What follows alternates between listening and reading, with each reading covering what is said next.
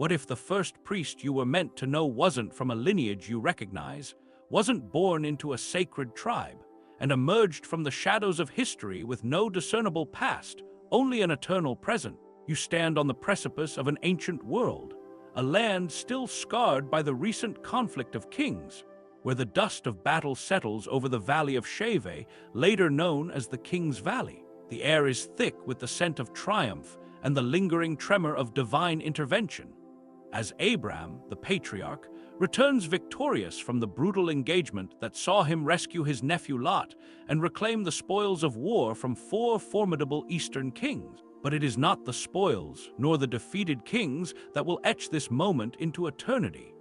It is an encounter so profound, so utterly unexpected, that it defies all conventional understanding of sacred order and temporal succession. A figure steps forth from the ancient city of Salem, cloaked in an aura of peace and power, shattering the very fabric of established religious thought. Who was this enigmatic individual, this king of righteousness, this priest of the Most High God, whose sudden appearance and swift disappearance leave behind a mystery that has puzzled scholars and theologians for millennia, echoing through the ages with an unanswered question? Was he merely a man, a celestial being, or a divine messenger whose true identity remains veiled? So, as we prepare to uncover these timeless truths, if you find value in this journey, consider leaving a like to support the channel. It makes a huge difference. Share your own insights on this profound mystery in the comments below, for your perspectives add to our collective understanding. Now, still your heart and open your mind. The veil of history is about to be torn away. Our revelation begins. You are there, amidst the jubilant cries of Abraham's 318 trained men, their faces etched with the fatigue of a long chase, but glowing with the satisfaction of victory. The air hums with the aftermath of conflict, the weight of reclaimed possessions, and the relief of rescuing kin. As Abraham, now known as Abraham through later covenant, strides into the valley, his every sinew speaks of divine favor and unmatched courage, for he has faced overwhelming odds and emerged triumphant, not by his own might alone, but by a power far greater than any earthly army. The defeated kings and their plundered goods are brought before him, and he stands as the undisputed victor, a beacon of faith and strength in a desolate, lawless land where skirmishes and conquests were the daily bread of existence. He has refused the spoils offered by the king of Sodom, a man steeped in the depravity of his city, demonstrating a profound spiritual integrity that sets him apart from the self-serving rulers of the age. For Abraham understands that his blessings come from a source far higher than any worldly king could bestow. Suddenly, a figure emerges from the ancient, dusty reaches of what would one day become Jerusalem, the city known then as Salem. This is not a king from one of the warring city-states, nor a tribal chieftain whose lineage is known throughout Canaan. This is Melchizedek. His name alone is a revelation, Melchizedek, meaning King of Righteousness. He is also identified as Cohen Lel Elyon, Priest of God Most High, a title that immediately elevates him above the pagan priests and idolaters of the surrounding cultures. You observe him closely, his bearing regal yet serene. His presence commands an immediate, undeniable reverence, a stark contrast to the rough warriors and worldly kings surrounding Abraham. He approaches not with a sword or a demand for tribute, but with bread and wine, symbols of sustenance and fellowship, perhaps even prefiguring a sacred meal yet to come, a communion with the divine that transcends the bloodshed and turmoil of the human realm. He extends his hand, offering the simple yet profound elements, and then his voice resonates with an authority that silences the clamor of the camp. Blessed be Abraham by God Most High, possessor of heaven and earth, and blessed be God Most High, who has delivered your enemies into your hand. This is no mere polite greeting. It is a priestly blessing, a pronouncement from the very source of all creation, acknowledging Abraham's divine election and the hand of God in his victory. You hear the weight of eternity in his words, a recognition of Abraham's true patron, affirming that his triumph was not merely military prowess, but a testament to the power of El Elyon, the supreme deity who holds dominion over all. In response, Abraham, the man who would later become the father of multitudes and the recipient of an everlasting covenant, immediately gives Melchizedek a tenth of everything he possesses, the earliest recorded tithe in Scripture, a profound act of worship and submission to this priest-king whose authority he instantly recognizes as superior to his own. This pivotal encounter, seemingly an isolated incident in the vast narrative of Genesis, is in fact a cornerstone of profound theological mystery. Why does this king, this priest, appear so abruptly, without any mention of his ancestors, his birth, or his end? The sacred texts are meticulous in tracing genealogies, meticulously detailing the lineage of patriarchs, kings, and priests. Yet for Melchizedek, there is only this sudden emergence, this singular interaction, and then a return to the shadows of history. This stark absence of a conventional human lineage is a profound enigma. It defies the very narrative structure of the Bible, which so often grounds its figures in a rich tapestry of ancestral connections, signifying their place within God's unfolding plan. One is forced to ask, does the intentional omission of his genealogy, no father, no mother, no descent, no beginning of days or end of life, as the later epistle to the Hebrews will emphasize, imply a symbolic or even a literal eternal nature? Is this a hint that he exists outside the normal constraints of human time and lineage, a direct appointee of the Most High God, unburdened by the ritual purity requirements that would later define the Levitical priesthood? Consider the lost context that deepens this mystery. Josephus, the ancient Jewish historian, in his Antiquities of the Jews, describes Melchizedek as a Canaanite chief who was the first priest of God and the first to build a temple and officiate there. He further identifies Salem as the very site where Jerusalem would later be built, a city whose name itself means foundation of peace. This detail is crucial in a region rife with idolatry, human sacrifice, and moral depravity. A city dedicated to peace and led by a king of righteousness who worships God Most High stands as an inexplicable anomaly. The existence of such a righteous figure presiding over a city of peace in the midst of utter spiritual darkness challenges the common assumption that all of Canaan was uniformly corrupt before the arrival of the Israelites. It suggests pockets of true worship, perhaps remnants of an even older, purer faith that predated the Abrahamic covenant. This pre-Levitical, pre-Mosaic priesthood operating in a land steeped in paganism raises profound questions about the continuity of divine revelation. Was there an unbroken line of true worshippers from Noah, even before Abraham was called?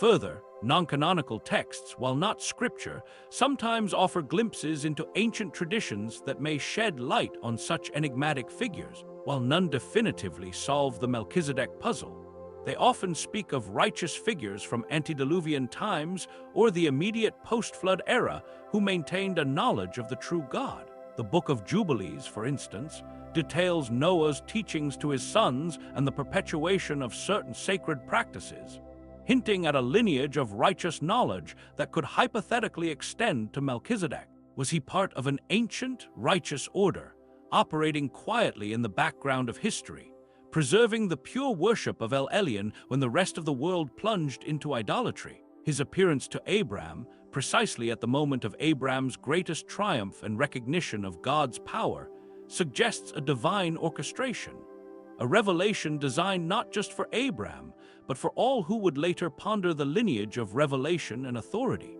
He represents a priesthood not tied to a specific tribe or a later Mosaic law, foreshadowing a universal priestly order that transcends the limitations of human systems and covenants. The very nature of his kingship, righteousness, and his priesthood of God Most High establishes a spiritual precedence that predates and perhaps even surpasses the earthly, ritualistic priesthoods that would follow. His existence, a singular point of light in a darkening world, screams of an ancient, mysterious, and divinely ordained order. For centuries, Melchizedek recedes into the ancient mists, an almost forgotten footnote in the vast chronicles of divine revelation.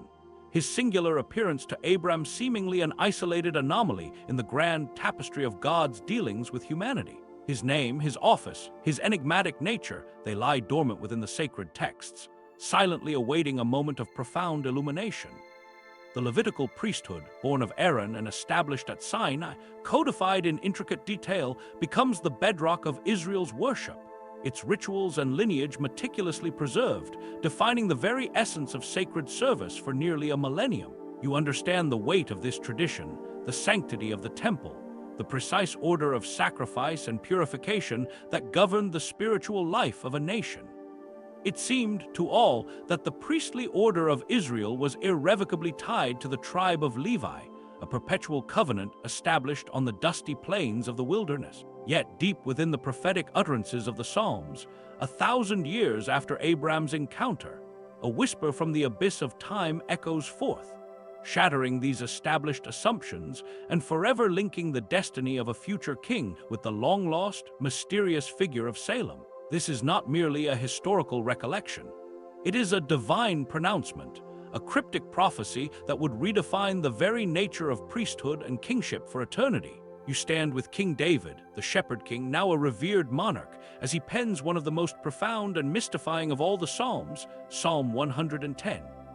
It is an oracle, a direct divine utterance, spoken not merely by David, but through him, from God the Father to God the Son, a prophetic dialogue unveiling the future reign of the Messiah. The psalm begins with the Lord saying to David's Lord, "Sit at my right hand until I make your enemies a footstool for your feet," clearly indicating a divine king destined for supreme authority. But then the prophecy takes a startling, paradigm-shifting turn. A revelation so profound it would become a cornerstone of messianic understanding, yet simultaneously deepen the enigma of Melchizedek. The Lord has sworn and will not change his mind. You are a priest forever, according to the order of Melchizedek. You feel the seismic shift in perspective, the sudden overturning of generations of understanding. A priest forever, and not according to the established, divinely ordained order of Aaron and Levi, but according to the order of Melchizedek. The question hangs heavy in the air, weighted with the gravitas of divine decree. What could this mean for the future king of Israel, the promised Messiah, a descendant of David from the tribe of Judah, who was never meant to hold priestly office? This prophetic declaration, delivered by David, plunges the very concept of priesthood into a realm beyond the temporal and the genealogical. The Aaronic priesthood, despite its divine origin, was inherently temporary, its priests mortal, subject to death, and continually offering sacrifices for their own sins as well as the sins of the people. Its authority was tied to lineage, ritual, and a specific covenant. But the order of Melchizedek suggests something entirely different, a priesthood without lineage, without end, and inherently superior. For centuries, the faithful have wrestled with the question of whether this implied a deficiency in the Levitical system, or if it was always intended to be a shadow, a temporary placeholder, pointing to a greater, eternal reality. Why would God, having meticulously established the Levitical priesthood, now swear an oath for the coming Messiah to be of an entirely different, previously unmentioned order? This implies a preordained divine plan, stretching back through the ages, where Melchizedek was not merely an anomaly, but a deliberate signpost, a living archetype of a perfect, eternal priesthood that would one day supersede all others. To truly grasp the radical nature of this revelation, you must step into the lost context of ancient Jewish thought. Before the advent of Christianity, Jewish scholars and rabbis grappled with Psalm 110:4, recognizing its messianic implications but struggling to reconcile a priestly Messiah from the tribe of Judah with the strictures of the Mosaic Law. Some rabbinic traditions, attempting to bridge the gap, speculated that Melchizedek was Shem, one of Noah's sons, who, having survived the flood, served as a link to antediluvian righteousness, thereby giving him an ancient and honorable, though still human, lineage. This interpretation, while providing a human explanation for Melchizedek's pre-Mosaic priesthood, still failed to fully address the forever aspect or the implications for a future Davidic king-priest. Other interpretations might have dismissed the priestly aspect, focusing solely on the kingly authority of the Messiah, perhaps viewing the order of Melchizedek as symbolic of a sovereign who also taught divine law, rather than one who officiated sacrifices. The very ambiguity surrounding Melchizedek allowed for diverse, often unresolved, interpretations within Judaism, underscoring the profound enigma he represented. However, perhaps the most startling lost context comes from the Dead Sea Scrolls, specifically the Qumran text 11Q13, also known as the Melchizedek document. Dating back to the 1st century BCE, this text reveals a fascinating, though non-canonical, Jewish understanding of Melchizedek that elevates him far beyond a mere human king-priest. Here, Melchizedek is not simply a historical figure.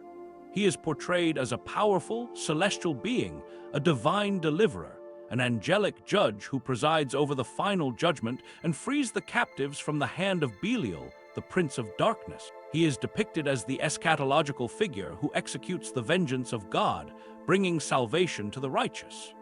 You are confronted with the radical notion that prior to the New Testament, some Jewish traditions already viewed Melchizedek as a preeminent, almost divine figure, not merely an earthly priest, but a heavenly liberator, a figure of cosmic significance. This ancient Jewish perspective lends incredible weight to the New Testament's later exposition of Melchizedek, suggesting that his mysterious nature was already a subject of profound speculation and reverence, viewed not as a simple man, but as a direct instrument of divine providence, perhaps even a manifestation of divine power. This understanding profoundly amplifies the significance of Psalm 110.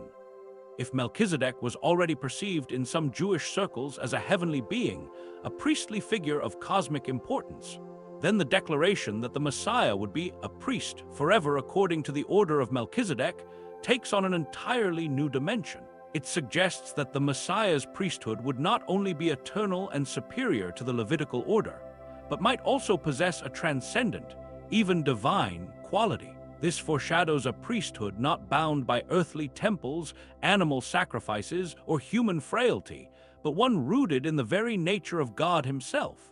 For centuries, the question persisted: how could a priesthood originating from a man with no recorded lineage, who blessed Abraham and received a tithe, be more enduring and effective than the meticulously ordained system of Moses? The answer, slowly revealed over time, is that Melchizedek's order was superior precisely because it was not dependent on human limitations or earthly rituals. It was a direct, divine appointment, eternal in its essence, and therefore perfectly suited for a Messiah whose sacrifice would be once for all and whose intercession would be perpetual. The reappearance of Melchizedek in Psalm 110 serves as a prophetic beacon, illuminated across a millennium of silence, preparing the way for a revolutionary shift in God's covenantal plan. It signals that the Aaronic priesthood, while divinely established, was provisional, a shadow pointing to the enduring substance.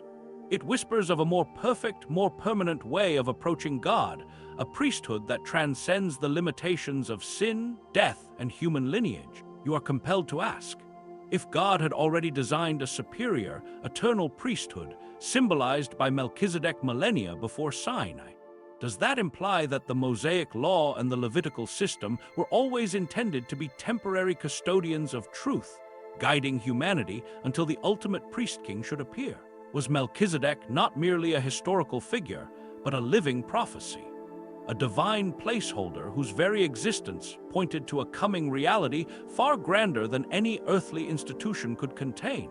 The stage is now set for a radical reinterpretation of divine law, a tearing away of old veils, and the unveiling of the ultimate fulfillment of Melchizedek's enigmatic legacy in a figure who embodies both king and priest, forever transforming humanity's relationship with the divine. The profound theological implications of Melchizedek's timeless nature reach their absolute zenith not in the Old Testament, but in the pages of the New.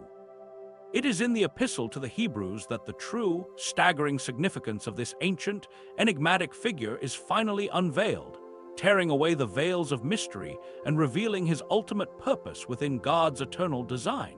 You are about to witness how an obscure reference from Genesis and a poetic line from a psalm coalesce into the central pillar of Christian theology, explaining the superiority of Jesus Christ's priesthood over the Levitical order and redefining humanity's access to the divine. This is not merely an academic exercise.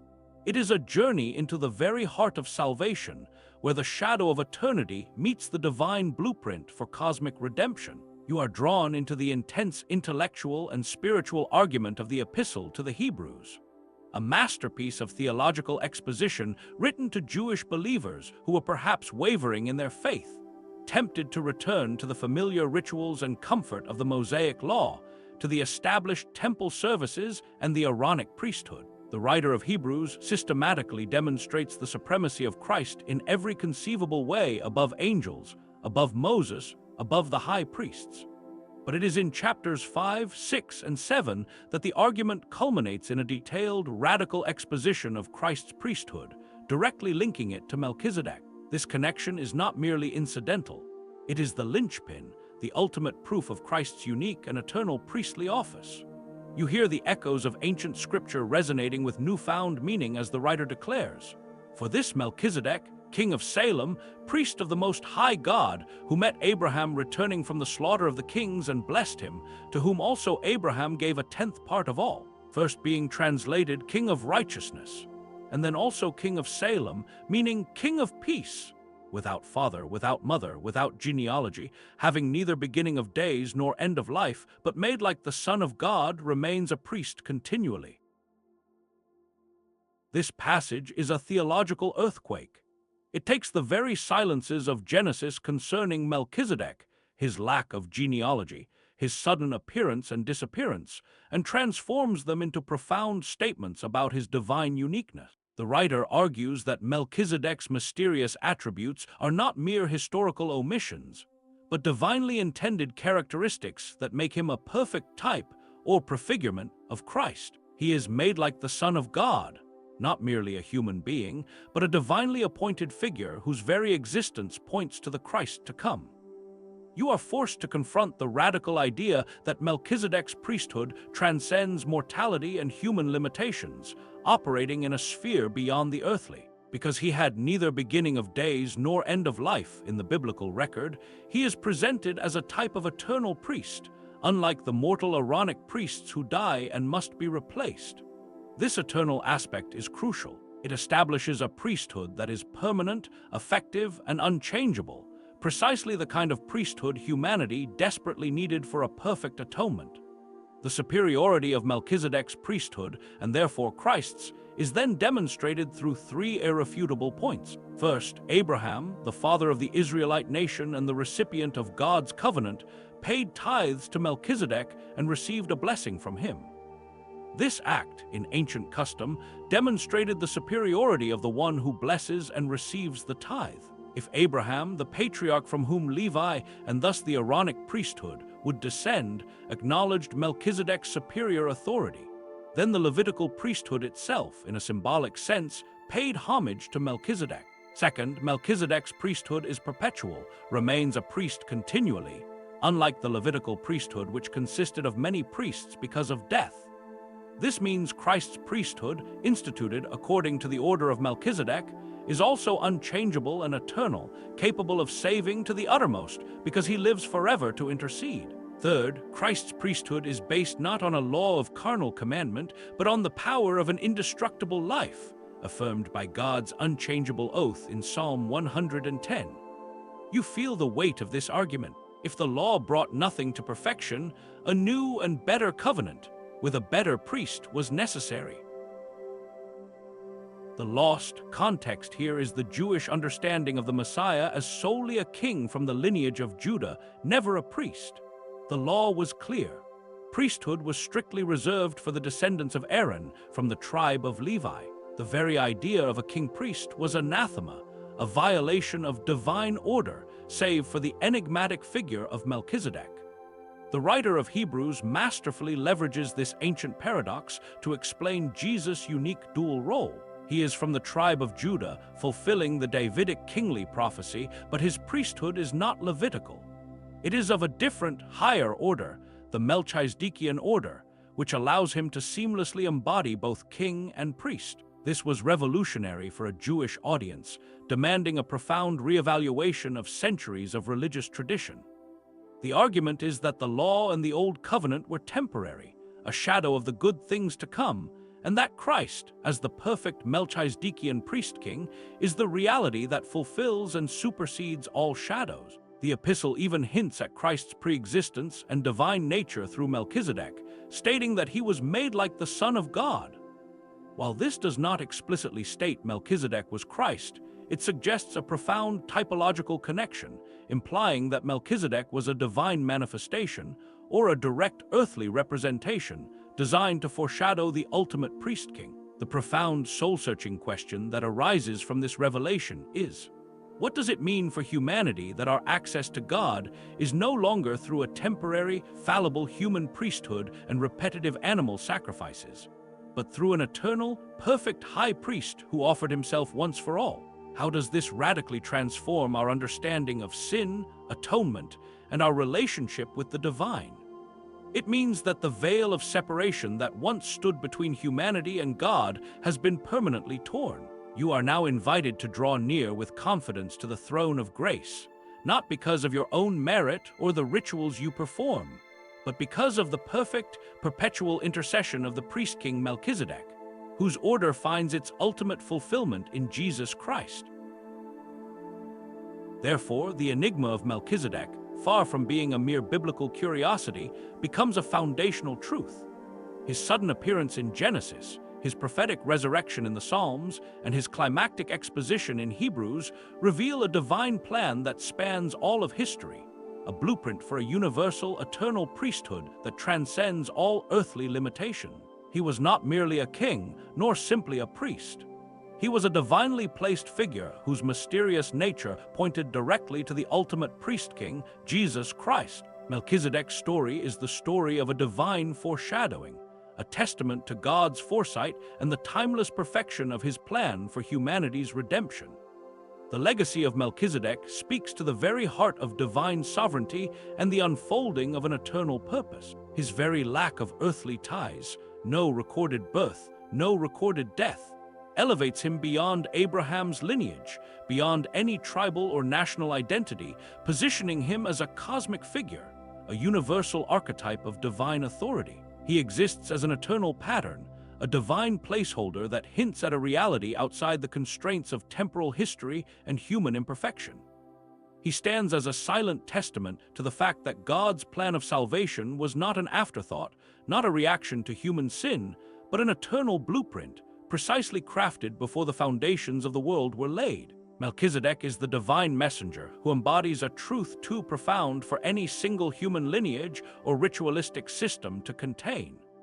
He is the priest-king who breaks the mold, whose very existence announces a new, everlasting covenant, a new and living way to God. His story is a powerful reminder that God's ultimate design always transcends human limitations and expectations, unveiling a path to righteousness and peace that is eternal, inclusive, and rooted in the very nature of the divine itself. You are left with the undeniable truth that the enigma of Melchizedek is not a puzzle meant to confound, but a prophecy meant to illuminate, revealing the timeless, universal, and perfect priestly reign of the Son of God. The story of Melchizedek, once a fleeting shadow in the ancient world, now stands revealed as a monumental cornerstone of divine revelation.